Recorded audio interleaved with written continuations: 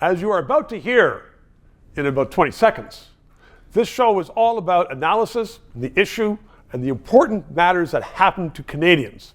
So, if you can, please PayPal, support us, keep that guy behind the camera happy, and subscribe.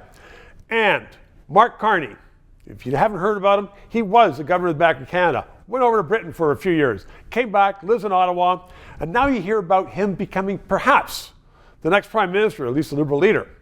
It's in The Economist, it's in all kinds of articles. He is very green, he loves the current Liberals. Marc Kealey, not Carney, but Kealey, also is a lifelong Liberal. He joins me right now because I want to put it to you. Do you think the Liberals will make another mistake like they did with Ignatieff, bring in this guy, Starr, who has never been out in retail politics, and make him prime minister and fall in his can? Well, look, I want to posit this theory, okay? I don't think that the Liberal machine, like you and I know, it's not around. Well, okay, fine, fair enough. But my point is the Liberal machine is not looking to get Marc Carney to replace Justin Trudeau. Let me be very clear about that. But let me tell you this. If they said to me, and I got a phone call from the Prime Minister, and he said, Marc, what's your best advice? And I'd say to him, here's what I think you ought to do, Prime Minister. You need to pull out a page from, or rip out a page from Rishi Sunak in the UK.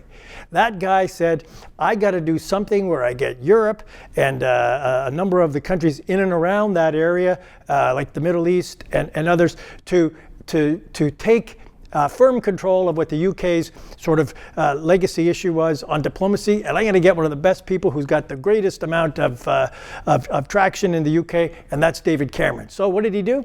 Like he could do, and like the Prime Minister did, he put him in his cabinet, and he's not elected. And there were people that were saying, you know, Rishi Sunak is the stupidest guy because he put the worst Prime Minister ever. But I tell you right now, if you look at what's happening, Cameron is one of the best things that he did. Oh, it's a good move. So my point. And Britain, they do have people in the House of Lords in cabinets, and they had that for years and years. So are you saying that Trudeau should put Carney?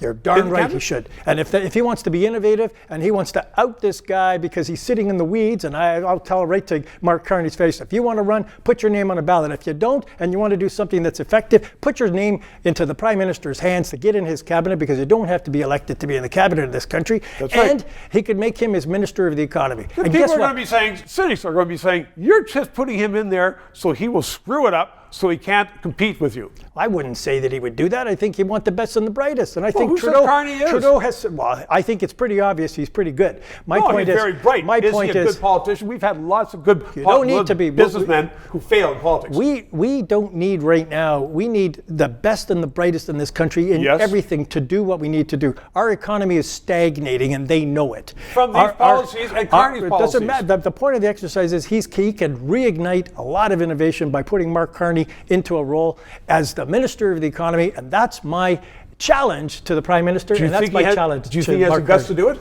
I'm not certain, but I think he's a pretty gutsy guy.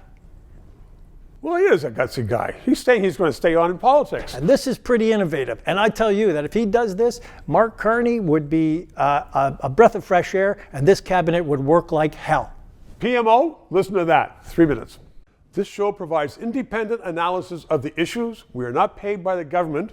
And as I am finding, so much business in Canada relies upon various governments that they don't want to sponsor or advertise on a show which may become controversial, which talks about liberty, freedoms, sometimes criticizes government. I've had guests on that support the government.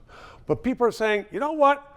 We don't want to bite the hand that feeds us, i.e. government, which is why I hope you'll subscribe and contribute to keep this show on the air.